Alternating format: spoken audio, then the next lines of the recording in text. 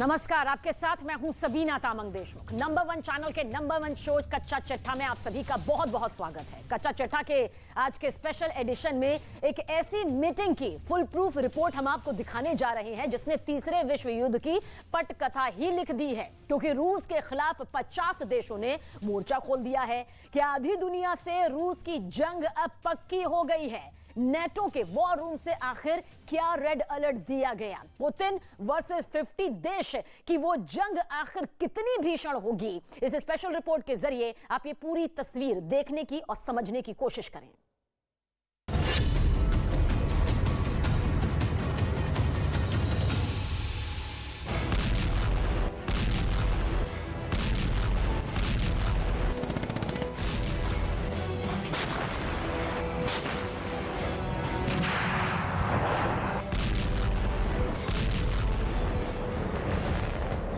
अंदाजा लगाइए, जब 50 देशों के हथियार रूस पर जबरदस्त हमला करेंगे तो फिर राष्ट्रपति पुतिन क्या करेंगे?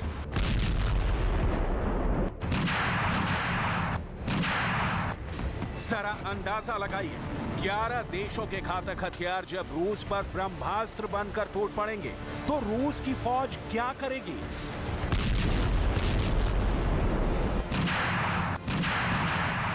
क्या वाकई में रूस के खिलाफ अब आधी दुनिया हमला करने जा रही है?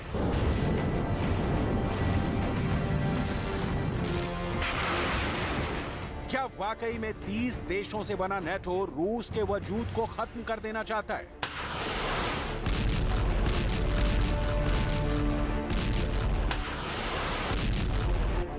क्या यूक्रेन को जीतने के लिए अब अमेरिका पूरी दुनिया को तीसरे विश्व युद्ध में झोंकने जा रहा है?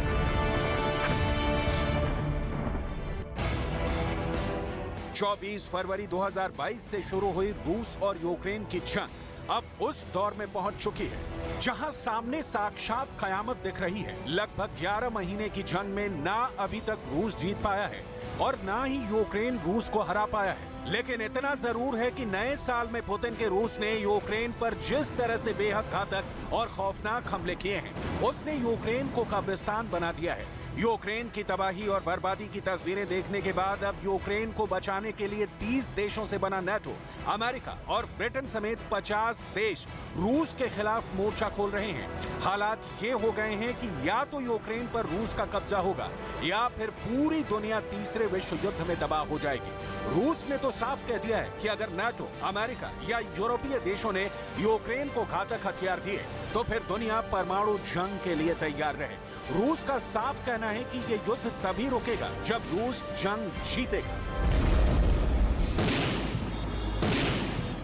Она когда-то эта война закончится, мы все равно отстоим свою правду. Но как дальше жить, я пока не представляю себе. Все будет зависеть от того, какие выводы сделает Европа. जंग में भले ही रूस के 1,17,000 से ज्यादा सैनिक मारे जा चुके हैं, लेकिन ये सच्चाई है कि रूस की मिसाइलों ने भारी तबाही मचाई है, जबकि रूस की रॉकेट आर्मी ने इतने जबरदस्त हमले किए हैं कि यूक्रेन के 13 शहर रूस के हमलों में शमशान बन चुके हैं। जबकि रूस की टैंक ब्रिगेड एक-एक शहर, गांव और कस्बों को तबाह करते हुए आगे बढ़ रही है। रूस के टैंकों ने सबसे ज्यादा नुकसान यूक्रेन को पहुंचाया है। हालात ये हैं कि यूक्रेन के टैंक तबाह होते जा रहे हैं और रूस के टैंक हमले लगातार बढ़ते जा रहे हैं। राष्ट्रपति ज़ेलेंस्की ने तो साफ कहा है कि अगर अमेरिका और नेटो ने तुरंत यूक्रेन को टैंक नहीं दिए तो यूक्रेन बर्बाद हो जाएगा।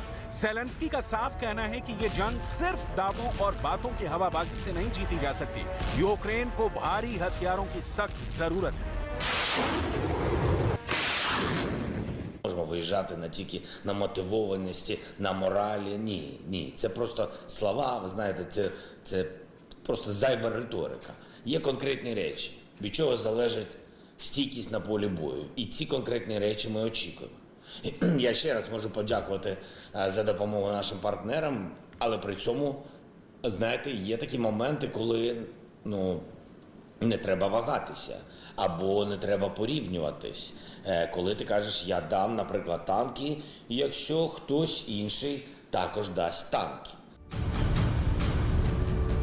जंग में थकते, हारते और तड़पते यूक्रेन की हालत देखकर नेटो घबरा गया है। अमेरिका चकरा गया है, जबकि यूरोपीय देश हैरान हैं कि आखिर हारता हुआ रूस अचानक कैसे जंग जीतने लगा है।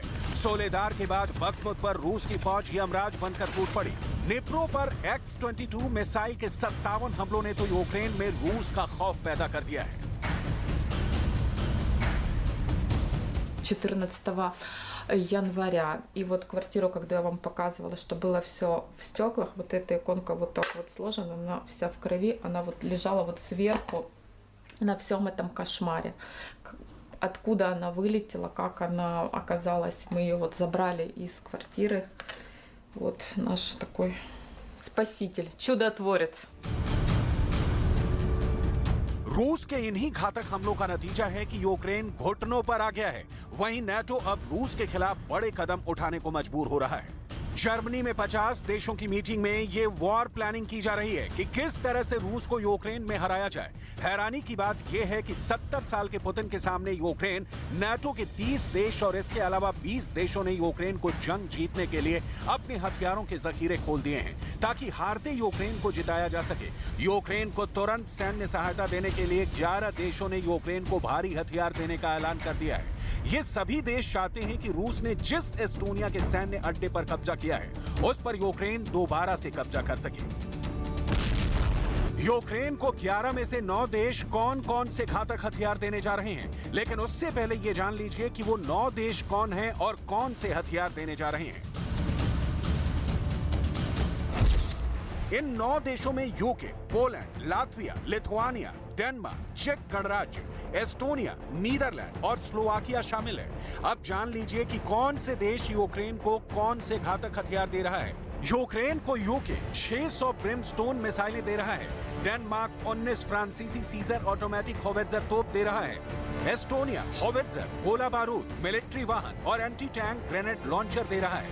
Latvia stinger air defence system, 2 helicopter और ड्रोन देने जा रहा है। लिथुआनिया एंटी एयरक्राफ्ट गन और 2 फाइटर हेलीकॉप्टर देने जा रहा है। पोलैंड 70,000 गोला बारूद के साथ S-60 anti aircraft gun Ukraine को देगा।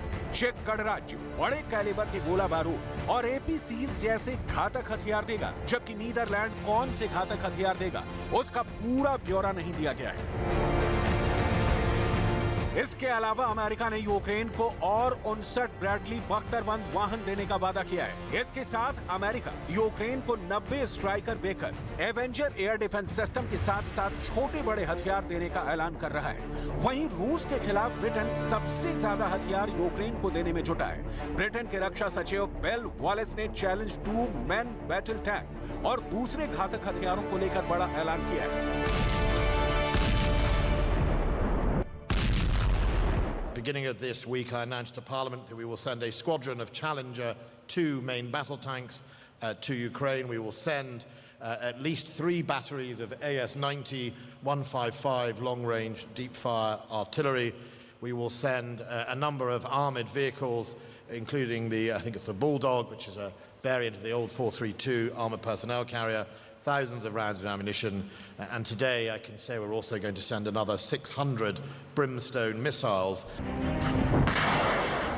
इधर यूक्रेन जंग के मैदान में हर दिन हारता जा रहा है। ज़ेलेंस्की बार-बार कह रहे हैं कि जोश, जज्बा और हौसला बढ़ाना अपनी जगह ठीक है, लेकिन इस वक्त रूस के खिलाफ यूक्रेन को घातक हथियारों की सख्त जरूरत है। इधर रूस ने जैसे ही देखा कि उसके खिलाफ 50 देश यूक्रेन को बेहद खतरनाक और घातक हथियार देने में जुटे हैं, रूस ने साफ चेतावनी दे दी है कि अगर नेटो ने यूक्रेन को घातक हथियार दिए तो अमेरिका, ब्रिटेन और पूरे यूरोप का विनाश हो जाएगा। रूस में ऑर्थोडॉक्स चर्च के प्रमुख पादरी पैट्रियॉक किरिल ने भी साफ चेतावनी दी है कि अगर रूस को हराने या खत्म करने की कोशिश की तो दुनिया का विनाश तय। И вот это желание победить Россию сегодня приобрело, как мы знаем, очень опасные формы. Мы молимся Господу, чтобы Он вразумил тех безумцев и помог им понять, что всякое желание уничтожить Россию будет означать конец мира. असल में नेटो को अब यह एहसास हो चुका है कि यूक्रेन जंग में रूस से हार रहा है। इसलिए नाटो और अमेरिका ने यह तय किया है कि अगर आधी दुनिया यानी लगभग 50 देश मिलकर यूक्रेन के साथ जंग में उतरेंगे तो रूस को हराया जा सकता है। लेकिन रूस ने भी साफ कह दिया है कि अगर रूस को जरा भी लगा कि वो जंग हार रहा है तो फिर परमाणु जंग तय है। हालांकि नाटो भी रूस की तैयारी देखकर घबराया हुआ है। नाटो महासचिव भी मानते हैं कि रूस को हल्के में जरा भी नहीं लिया जा सकता। I think it's very dangerous to underestimate Russia. They have mobilized 200,000 more troops. President Putin has demonstrated a will to just sacrifice thousands and thousands of young Russian soldiers.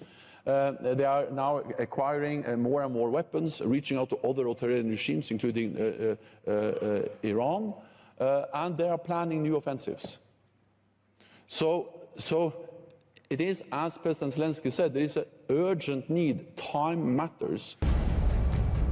भले ही रूस के खिलाफ नाटो के 30 देश और उसके अलावा 20 देश यूक्रेन की सैन्य मदद करें, लेकिन ज़ेलेंस्की को एहसास है कि जंग में सिर्फ यूक्रेन मारा जा रहा है, जबकि बाकी देश सिर्फ हथियार दे रहे हैं और लंबी लंबी बातें कर रहे हैं। कोई भी देश रूस से सीधा मुकाबला नहीं कर रहा है। रूसी फौज के तेवरों को देखकर डिफेंस एक्सपर्ट्स अनुमान लगा रहे हैं कि अगले 30 से 45 दिन में रूस यूक्रेन को पूरी तरह से रौंद डालेगा। ज़ेलेंस्की भी समझ चुके हैं कि रूस को रोकना बहुत मुश्किल है। यूक्रेन को मदद की सख्त जरूरत है। The supplying of Ukraine with air defense systems must outpace Russia's next missile attacks. The supplies of Western tanks must outpace another invasion of Russian tanks. The restoration of security and peace in Ukraine must outpace Russia's attacks on security and peace in other countries. इन हालातों को देखकर साफ कहा जा रहा है कि रूस के खिलाफ भले ही आधी दुनिया के 50 देश मिलकर जंग करें, लेकिन मरने और मारने पर उतारू रूस किसी भी हालात में यूक्रेन से हार नहीं कबूल करेगा, भले ही पुतिन के रूस को परमाणु जंग क्यों न करनी पड़े। अब देखना होगा कि अगले 2 हफ्ते में जब रूस की 7 लाख फौज यूक्रेन पर नए सिरे से घातक हमले करेगी, तब ज़ेलेंस्की का यूक्रेन इन हमलों से कैसे बच पाता है। और ये भी देखना होगा कि उस वक्त नाटो, अमेरिका और ब्रिटेन रूस से मुकाबला कैसे करते हैं।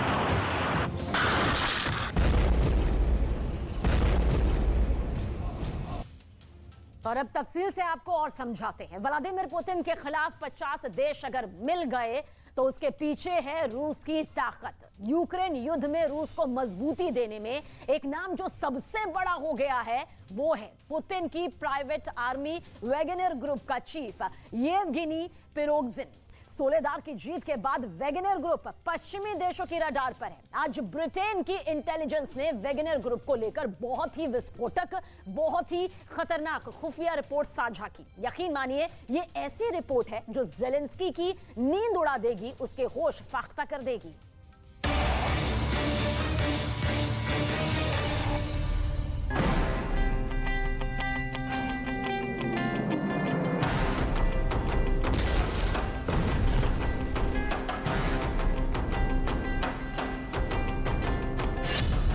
पर पहली बार वैगनर लड़ाकों का कब्रिस्तान।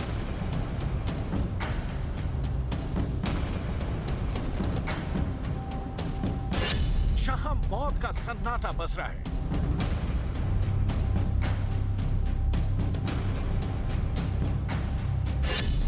क्या इंच इंच भर गया है कब्रिस्तान।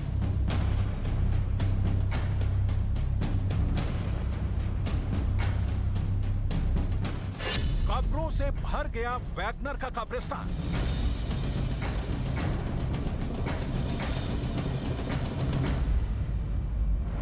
कैमरे पर पहली बार देखिए पुतिन की प्राइवेट आर्मी का स्मारक। जिस वैगनर ग्रुप को खौफ का दूसरा नाम कहा जाता है, उस वैगनर ग्रुप की इससे दर्दनाक तस्वीर आपने देखी। अभी तक आपने वैगनर ग्रुप के खूंखार लड़ाकों की खून खराबे की कहानियां सुनी होंगी, देखी होंगी, लेकिन क्या वैगनर ग्रुप की इससे बड़ी तबाही आपने देखी है? युद्ध के 1 साल होते होते पुतिन की प्राइवेट आर्मी का कब्रिस्तान लाशों से भर गया है। कब्रिस्तान में कैमरा खुला तो जिधर देखो उधर कब्र ही कब्र दिखाई दे रही है। 1, 2, 3, 4, 5, 6, 7, 8, 9, 10 इतनी कब्रें हैं जिसे गिनना आसान नहीं है। गौर से देखने पर पता चलता है कि ये सभी खबरें नई हैं, यानी ये यूक्रेन युद्ध में जान गंवाने वाले लड़ाकों की हैं। वैगनर ग्रुप का चीफ अपने लड़ाकों की शहादत का सम्मान फूल चढ़ाकर कर रहा है।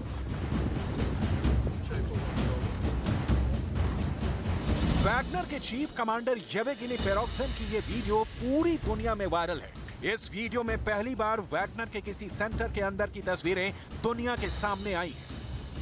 इसमें वैगनर ग्रुप के सिद्धांत से लेकर युद्ध की रणनीति तक और जंग के मैदान में मारने मरने के जज्बे को तमाम प्रतिमाओं के जरिए जाहिर किया जाता है। इन प्रतिमाओं को देखिए, ये नए वैगनर लड़ाकों को प्रेरणा देता है।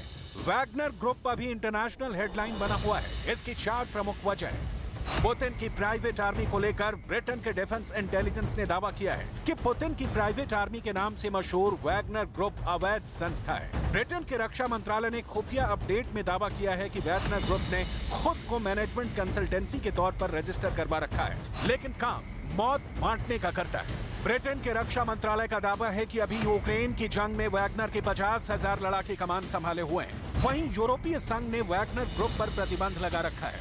यूरोपीय यूनियन का दावा है कि वैगनर ग्रुप प्राइवेट सैन्य कर्मचारियों की भर्तियां करता है, उन्हें प्रशिक्षित करता है, प्राइवेट मिलिट्री एक्शन के लिए दुनिया भर के विवादित क्षेत्रों में भेजता है ताकि हिंसा को बढ़ाया जा सके, प्राकृतिक संसाधनों की लूट की जा सके और नागरिकों से अपनी बात को मनवाया जा सके। इसके लिए ये अंतर्राष्ट्रीय कानूनों के साथ ही अंतर्राष्ट्रीय मानवाधिकार कानून का भी उल्लंघन करते हैं। वैसे तो वैगनर ग्रुप में यूक्रेन युद्ध की भूमिका यूक्रेन के सभी बड़ी लड़ाइयों में रही है, लेकिन हाल में सोलेदार में रूस को जो जीत मिली है उसका सेहरा वैगनर ग्रुप येवगेनी पेरोक्सिन ने अपने सिर पर बांधा है। येवगेनी पेरोक्सिन ने तो ये दावा किया कि सोलेदार को अकेले वैगनर के लड़ाकों ने बिना रूस की सेना की मदद के जीता है। यूक्रेन के सोलेदार में रूस की तरफ से ऐसा भयानक और सटीक हमला किया गया है कि 72 घंटे में सोलेदार शहर पर रूस का पूरी तरह से कब्जा हो गया है। रूस के रक्षा मंत्रालय ने डंके की चोट पर ऐलान किया है कि नमक की सुरंगों और बेशकीमती खनिजों से भरा यूक्रेन का सोलेदार अब रूस के कब्जे में है और यूक्रेन सोलेदार हार गया है। लेकिन जब सोलेदार पर कब्जे की जंग जारी थी, उस वक्त वैगनर प्रमुख येवगेनी पेरोक्सिन अपने लड़ाकों की हौसला अफजाई के लिए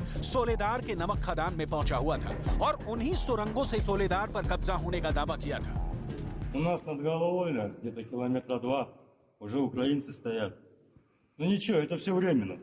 Понятно. А внизу они стоят или нет? Внизу, конечно. Ну пошли, может, до них и дойдем, да? Есть письмо. ये वीडियो उसी वक्त का है। वैगनर ग्रुप के प्रमुख येवगेनी पेरोक्सिन ने न सिर्फ सोलेदार का दौरा किया था, बल्कि वहां पहुंचकर अपने लड़ाकों के हौसले भी बढ़ाए थे। जंग के वक्त वैगनर ग्रुप की तरफ से अपने आका की सीक्रेट दौरे की कई तस्वीरें जारी की गई। तस्वीर नंबर 1, तस्वीर नंबर 2, तस्वीर नंबर 3। यूक्रेन का सोलेदार शहर बखमुत से लगभग 15 किलोमीटर दूर है। सोलेदार यूक्रेन का एक बड़ा शहरी इलाका है। सोलेदार पर कब्जे को रूस अपनी बड़ी बढ़त करार दे रहा है।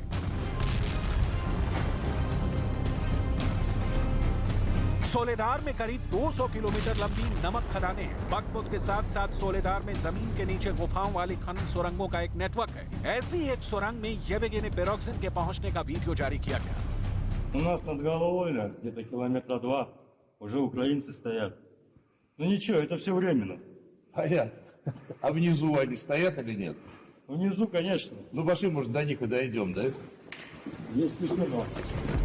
दावा किया गया कि इस वीडियो को जारी करने का मकसद सिर्फ ये दिखाना था कि सोलेदार की जंग में सबसे बड़ा रोल वैगनर ग्रुप का ही है। विदेशी मीडिया में तो कुछ विश्लेषकों ने यहां तक दावा किया कि वैगनर चीफ येवगेनी पेरोक्सिन ने खास रणनीति के तहत सोलेदार को आगे बढ़ाया। दरअसल येवगेनी पेरोक्सिन की असल मंशा सोलेदार की नमक खदानों पर कब्जा जमाना था। रूस के येवगेनी पेरोक्सिन वही शख्स हैं जिन्होंने वैगनर ग्रुप को खड़ा करने में बड़ी भूमिका निभाई थी। वैगनर ग्रुप को हमेशा से ही पुतिन की प्राइवेट आर्मी कहा जाता है। इतना ही नहीं, येवगेनी पुतिन के इतने करीब रहे हैं कि उन्हें पुतिन का शेफ भी कहा जाता है। पुतिन के ये वो हंटर्स हैं जिनको रूस के दुश्मन देश जल्लाद करार देते हैं। रूस के हर ब्रती ऑपरेशन को अंजाम तक पहुंचाना इनका काम होता है। इन्हें रूस के राष्ट्रपति व्लादिमीर पुतिन की अदृश्य सेना कहा जाता है।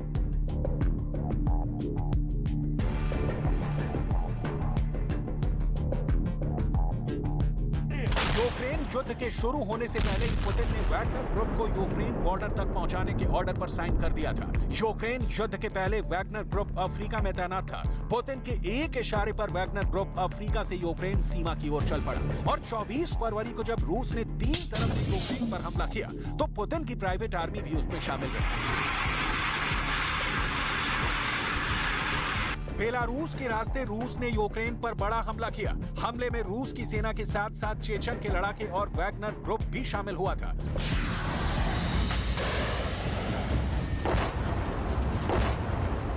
बेलारूस से कीव की तरफ आगे बढ़ी रूस की सेना ने होस्टोमल एयरपोर्ट पर भी भारी तबाही मचाई थी।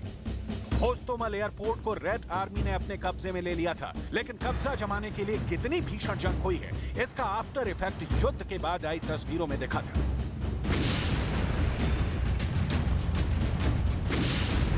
वैगनर ग्रुप को रूस की सेना ने ही तैयार किया है। इस ग्रुप को बनाने का मकसद सिर्फ एक ही रहा है, व्लादिमीर पुतिन के ऑर्डर को जमीन पर लागू करना, फिर चाहे उसके लिए लोगों का खून ही क्यों ना बहाना पड़े। अभी तक वैगनर ग्रुप पूरी तरह से रूस की सरकार के इशारे पर चलता आया है। इस ग्रुप के ज्यादातर लड़ाके रूस की सेना से रिटायर हो चुके फौजी ही हैं। वैगनर ग्रुप का सबसे बड़ा बेस या कहीं की ट्रेनिंग सेंटर पश्चिमी रूस के मॉकिन में है। मॉकिन में रूस का मिलिट्री बेस है और उसके काफी करीब वैगनर बेस है। रूस का मॉकिन क्राइमिया से भी नजदीक है और यूक्रेन से भी। क्राइमिया पर रूस ने जब कब्जा जमाया था, उस जंग में भी वैगनर ग्रुप के लड़ाकों ने खूब खून खराबा किया था। वैगनर ग्रुप खूंखार सैनिकों की एक ऐसी फौज है जो नियम कायदे नहीं, सिर्फ पैसे की भाषा समझती है। एक अनुमान के मुताबिक रूस का किराए का एक सैनिक 3 महीने में लगभग 10 लाख रूसी रूबल कमा लेता है, मतलब भारतीय रुपयों में 11.5 लाख रुपयों से भी अधिक। पुतिन की प्राइवेट सेना उनके इशारे पर कई देशों में अंडरकवर एजेंट के तौर पर काम करती है, लेकिन रूस इससे पल्ला झाड़ता रहा है। वो अपनी प्राइवेट सेना के वजूद को ही नहीं मानता, लेकिन यूरोपियन यूनियन रूस की प्राइवेट सेना वैगनर ग्रुप पर प्रतिबंध लगा चुकी है। संयुक्त राष्ट्र और फ्रांस भी वैगनर ग्रुप पर हिंसा के आरोप लगाते रहे हैं। वजह वैगनर ग्रुप का इंटरनेशनल धंधा। पुतिन को प्राइवेट आर्मी की सेवा यूं ही नहीं मिलती, इसके लिए मोटी रकम चुकानी पड़ती है। वैगनर ग्रुप के सैनिक फिलहाल मध्य अफ्रीकी देश CAR यानी सेंट्रल अफ्रीकन रिपब्लिक में मोर्चा संभाले हुए हैं। हाल ही में हुई एक जांच में सामने आया था कि रूस ने अपने पड़ोसी बेलारूस में 2020 के राष्ट्रपति चुनाव के दौरान वैगनर ग्रुप के 200 से ज्यादा प्राइवेट सैनिक भेजे थे। इतना ही नहीं, रूस ने सीरिया में भी किराए के इन सैनिकों को छोड़ा हुआ है।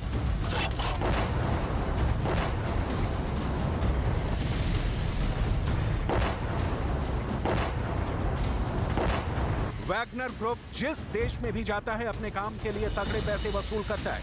दावा तो यहाँ तक है कि रूस के इन किराए के सैनिकों ने IS के आतंकियों से सीरिया के गैस और तेल के कुओं से कब्जा छुड़ाने की एवज में तेल के कुछ कुएं ही रख लिए थे और अब दक्षिण पूर्वी यूक्रेन में खून बहाने के लिए डोनेस्क में डटे हुए हैं। दावा तो यहाँ तक किया गया है कि येवगेनी प्रिगोजिन पुतिन के लिए अब एक नई नरभक्षी ब्रिगेड बनाने में लगे हैं, जिसमें 35,000 से ज्यादा अपराधियों को शामिल किया गया है।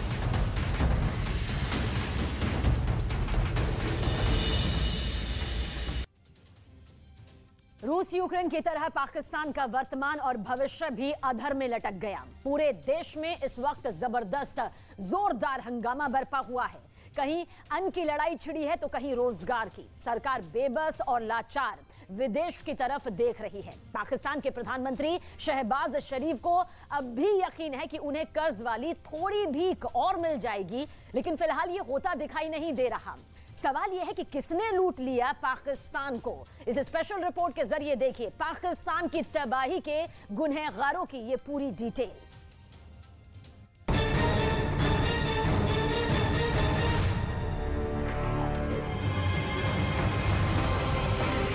मुल्क में आटे का बहरान थमने का नाम नहीं ले रहा। लोग काम काज छोड़कर तवील कतारों में लगने पर मजबूर हो गए। स्पेशल अफराद के लिए भी कोई इंतजाम नहीं, दर दर की ठोकरें खा रहे हैं।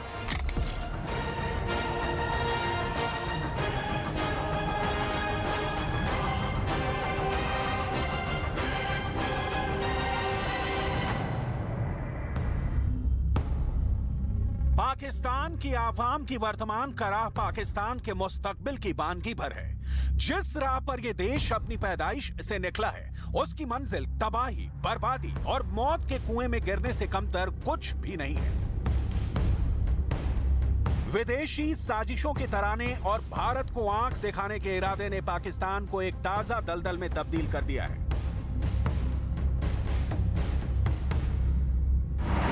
जहां की खुद हुकूमत पूरी आवाम के साथ धंसती जा रही है। तमाम प्राकृतिक संसाधनों के बावजूद पाकिस्तान का जर्रा जर्रा आज भूख से बिलबिला रहा है। उसे आटा चाहिए,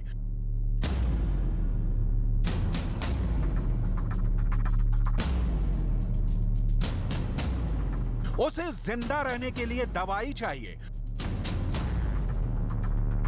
उसे अपने बच्चों को तालीम देने के लिए पैसा चाहिए,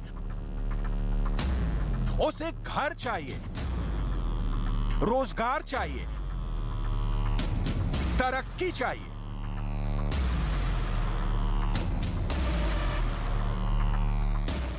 जितने भी हुक्मरान है उनको बोल रहा हूँ, अब एक खबर में लेके जाएगा, जेब नहीं होती कफन में। खुदा के लिए रहम कर दे, इस मुल्क के अपने ऊपर रहम कर दे। आज जाते जाते कोई अच्छा काम कर जा। काम कर रहा है, हम कुछ घरों का, ये उम्र है हमारी काम करने की।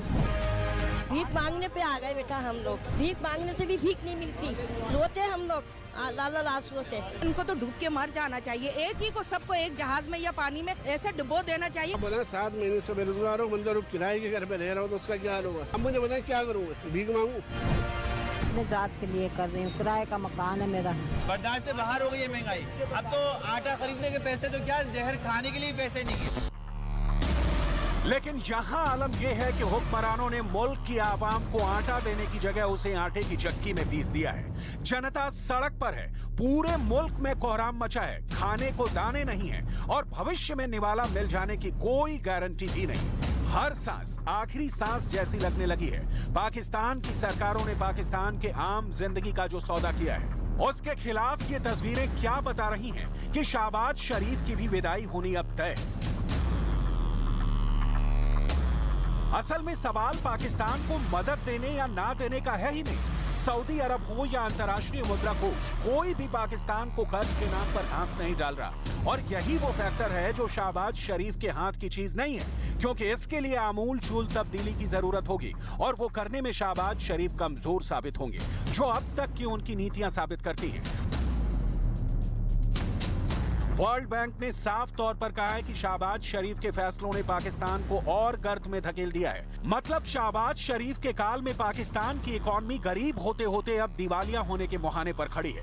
डॉलर सिर्फ इतना बचा है कि 30 दिनों के खाने का जुगाड़ हो जाए। मुल्क की तारीख में इतना बड़ा क्राइसिस नहीं आया जो आज आ चुका है। आज ये जो इक्तदार में बैठे हुए हैं, ये सब फेल हो चुके हैं, क्योंकि इस वक्त इनके पास कोई हल नहीं रह गया कि मायशत को ठीक कैसे करना है। सब ने उम्मीद लगाई हुई है कि किसी तरह कहीं सऊदी अरेबिया से पैसे मिल जाएं, या हमें कोई चाइना पैसे दे दे, या हम सैलाब को बेचें और किसी तरह सैलाब से पैसा ले लें। लेकिन उसके बाद क्या होगा, अल्लाह जाने। लिहाजा ये सवाल उठता है कि जिस डॉलर से पाकिस्तान के उबरने और बैठ जाने का सीधा वास्ता है, वो डॉलर पाकिस्तान में आता कहां से है और कैसे उसका आना बंद हो गया।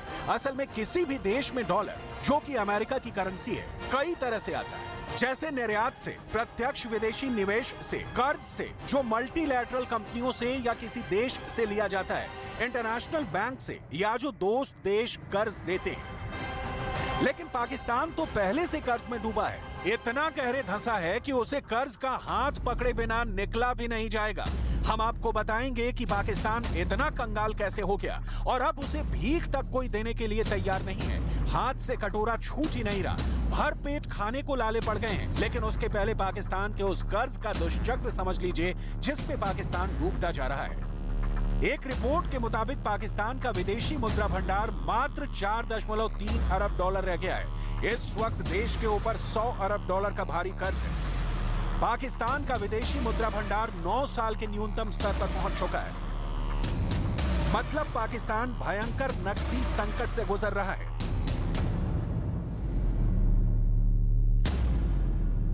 पाकिस्तान सऊदी अरब, अमेरिका, वर्ल्ड बैंक, अंतर्राष्ट्रीय मुद्रा कोष से कर्ज देने की अपील कर चुका है, लेकिन किसी ने भी मदद का हाथ नहीं बढ़ाया है। सबका कहना है कि अब और कर्ज बिना शर्तों के नहीं मिलेगा। आपके दोस्त ममालिक हैं, कमर्शियल बैंक तो पैसे ही नहीं दे रहे आपको।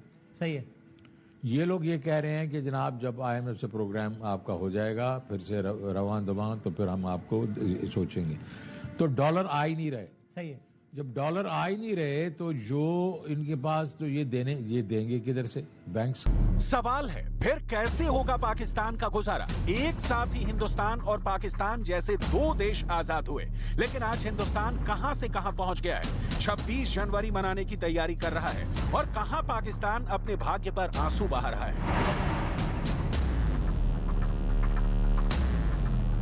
अब तक जो भी रहनुमा मिले मुल्क को बेवफा मिले। पाकिस्तान को वहां के दोनों भाग्य विधाताओं ने लूटा। तथाकथित चुनी हुई सरकारों ने और पाकिस्तान की आर्मी ने, दोनों अभिजात्य वर्ग पाकिस्तान को अब तक जोंक की तरह चूसते रहे हैं। वो चाहे नवाज शरीफ हो, जनरल परवेज मुशर्रफ हो, या इमरान खान हो या शहबाज शरीफ हो, सब भ्रष्टाचार में डूबी सरकारों ने पाकिस्तान को अंदर से खाली कर दिया।